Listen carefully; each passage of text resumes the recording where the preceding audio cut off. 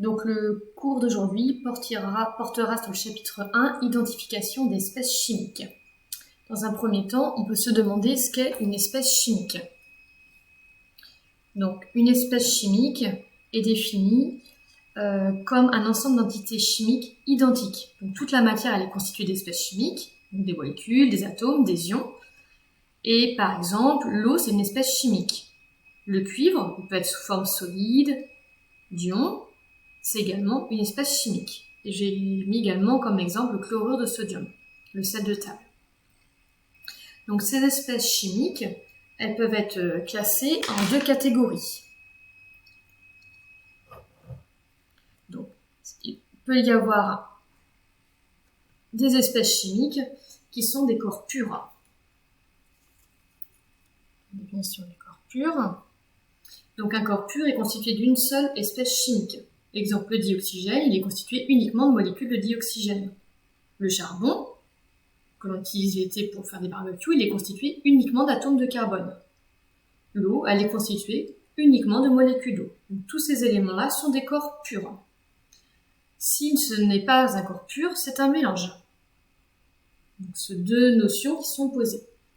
Et dans les mélanges, il y a deux catégories.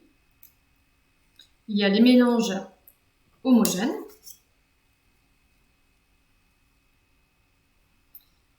Donc un mélange homogène, c'est un mélange dont on ne distingue pas les constituants à l'œil nu. Il est composé d'une seule phase. Par exemple, le thé, c'est un mélange homogène. Il est constitué d'eau, de caféine, de théine, de minéraux. Vous devez également retenir que l'air est un mélange homogène, car il est constitué de 78% de diazote, 21% de dioxygène et 1% de d'autres gaz comme du dioxyde de carbone, de l'eau, du méthane. Si le mélange n'est pas homogène, il est dit hétérogène. Je prends également la définition. Donc un mélange hétérogène est constitué de plusieurs phases. Donc ça peut être un solide dans un liquide dans un liquide, un gaz dans un liquide, et on ne peut pas les distinguer, et on les distingue à l'œil nu. Donc deux exemples vous ai proposés, la pulpe d'orange et le jus d'orange forment un mélange hétérogène. On distingue bien la pulpe au fond du verre. L'huile et le vinaigre, donc cette fois-ci ce sont deux liquides, ils forment un mélange hétérogène.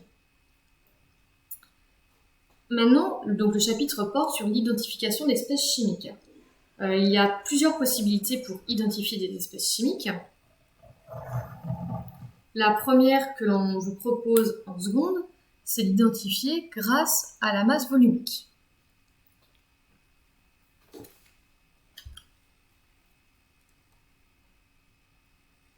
Donc la masse volumique, c'est quoi? Une espèce chimique, donc elle est caractérisée par sa masse volumique. Chaque espèce chimique a une masse volumique qui lui est attribuée.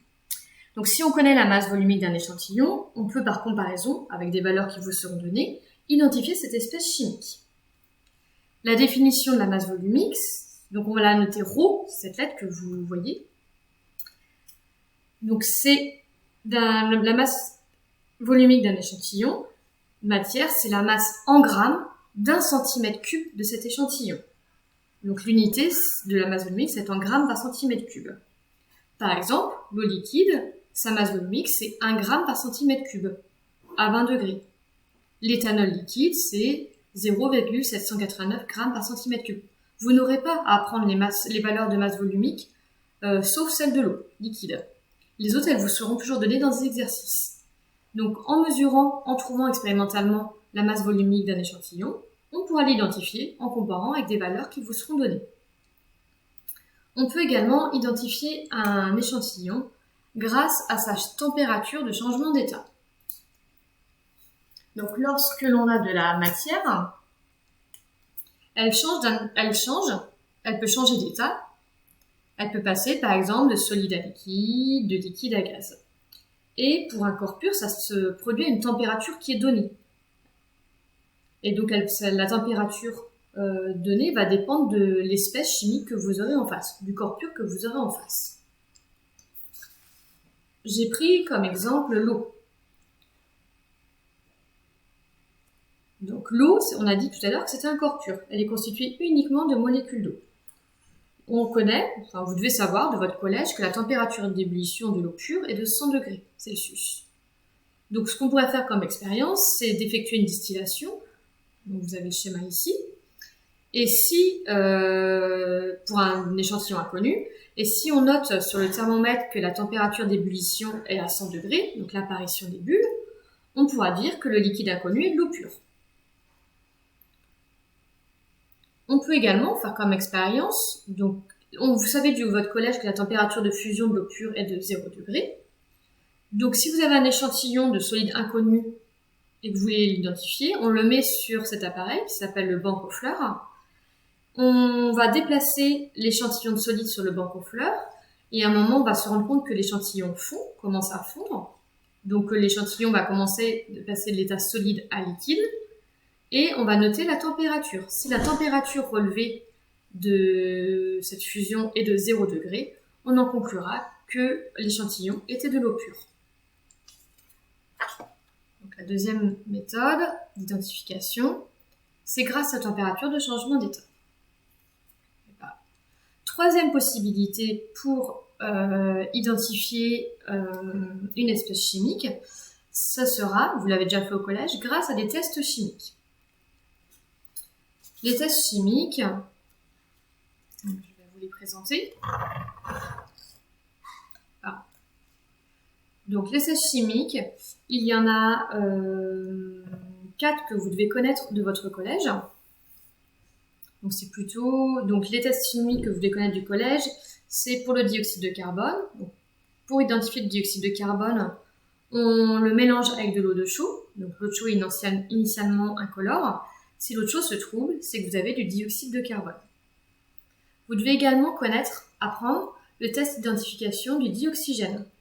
Donc, comment on reconnaît le dioxygène? On a, par exemple, une allumette incandescente. Donc, incandescente, ça veut dire que vous l'avez allumée, puis éteint, mais que ça brûle encore. On voit encore qu'il y a des braises au bout. Et si vous le plongez dans le dioxygène, ça devrait se réenflammer. Donc, c'est comme ça qu'on montre qu'on a du dioxygène. Vous devez également connaître le test de l'eau. Pour prouver que l'on a de l'eau dans un échantillon, on utilise un solide qui s'appelle le sulfate de cuivre anhydre. C'est une poudre au début qui est blanche, et si elle est au contact de l'eau, elle devient bleue. Dernier test que vous devez mémoriser, c'est le test d'identification du dihydrogène. Pour reconnaître le dihydrogène dans un échantillon, donc par exemple ici placé dans le tube à essai, on approche une flamme, par exemple une allumette. Si une détonation se produit, c'est-à-dire qu'on a du dihydrogène dans le flacon. Donc ces 4 tests-là sont à mémoriser. Vous avez également comme test d'identification les tests d'identification des ions que vous avez réalisés au collège. Par contre là, ces tests ne sont pas mémorisés. Donc voilà pour le cours d'aujourd'hui. On a défini donc les corps purs, les mélanges, ces 2 catégories. Et puis, on vous a proposé 3 possibilités pour identifier les espèces chimiques. Donc, ces 3 possibilités sont la masse volumique, donc que l'on va noter ρ qui se mesure en grammes par centimètre cube, donc qui est la masse d'un